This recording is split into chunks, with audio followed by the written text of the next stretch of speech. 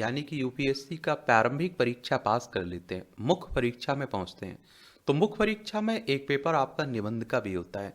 ये 250 नंबर का रहता है, 250 नंबर का रहता है, 3 घंटे का समय मिलता है और आप लोगों को 2 निबंध लिखने होते हैं और मेरिट बेस पेपर है। कहने का मतलब है कि जिन नंबरों के आधार पर आपको कोई पद मिलता है, जैसे आईएएस बनते हैं, आईपीएस बनते हैं, इसमें निबंध के नंबर भी जोड़े जाते हैं। और मैं इसीलिए कह रहा हूँ, निबंध के लिए ज़्यादा आपको मेहनत करने की जरूरत नहीं है। अगर थोड़ा भी आप लोग स्मार्ट तरीका अपनाएं, प्रैक्टिस करते रहें और गंभीरता से ले लें निबंध के पेपर को, तो बहुत अच्छे नंबर लाए जा सकते हैं।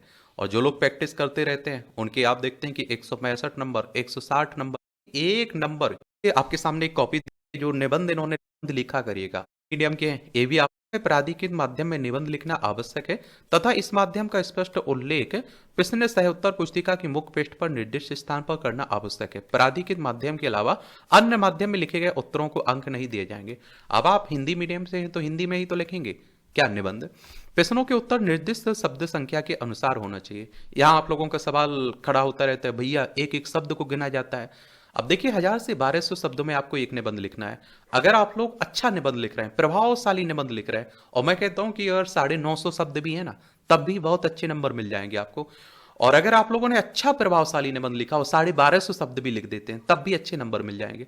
अब ऐसा नहीं 500 नंबर, 500 शब्द लिख दे रहे हैं, 600 शब्द लिख रहे हैं, कहीं 1400 शब्द लिख दे रहे हैं, ऐसा मत करिए। इतना उल्लंघन नहीं फिर बर्दाश्त किया जाएगा।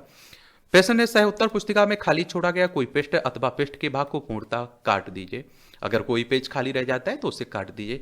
एक लिखावट को लेकर अभी आपके सवाल हो रहते हैं कि भैया किस तरह की लिखावट होना चाहिए। मैं कहता हूं इतनी अच्छी तो होनी चाहिए, कम से कम सामने वाला उन शब्दों को पढ़ सके अच्छे से। अब आप समझ सकते हैं कि अगर वो उसे समझ में ही ना आए तो वो क्या पढ़ेगा कि आपने क्या विचार लिखे हुए हैं। तो इतनी तो राइटिंग अच्छी होनी चाहिए बेशक, ठीक है। और ये आप देखिए, निबंध का अलग से कोई सिलेबस नहीं है। आप लोग देख रहे हैं, जो आप लोग जीके जीएस को पढ़ते रहते हैं, न्यूज़पेपर पढ़ते रहते हैं, एडिटोरियल पढ़ते रहते हैं और आप लोग डिबेट सुनते रहते हैं, यहीं से आपका स्टडी मटेरियल तैयार हो जाता है। बस आपको लिखने की कला सीखनी है। खंड ए खंड बी, प्रत्येक में से एक एक चुनकर 2 निबंध लिखिए, जो प्रत्येक लगभग 1000 से 1200 शब्दों में होंगे। 125-25 नंबर के 2 निबंध लिखना है। अब देखिए, खंड ए यानी सेक्शन ए में 4 टॉपिक आपके सामने दिए गए हैं। पहला टॉपिक कह रहा है समन्वित प्रयत्नों से हम देश को नई ऊंचाइयां प्रदान कर सकते हैं, जबकि एकता का अभाव हमारे समक्ष कई नई आपदाओं को उजागर करेगा। दूसरा कह रहा है कम नगद तथा नगद रहित अर्थव्यवस्था। तीसरा कह रहा है यदि आप 1 वर्षीय समाधान चाहते हैं तो बीज बोएं, यदि 5 वर्षीय समाधान चाहते हैं तो वृक्ष लगाएं, लेकिन यदि आप पीढ़ीगत समाधान चाहते हैं तो नारी को शिक्षा प्रदान करें। चौथा कह रहा है विज्ञान की सीमाएं जहां समाप्त होती हैं, अध्यात्म की शुरुआत वहां से होती है। इन चारों टॉपिक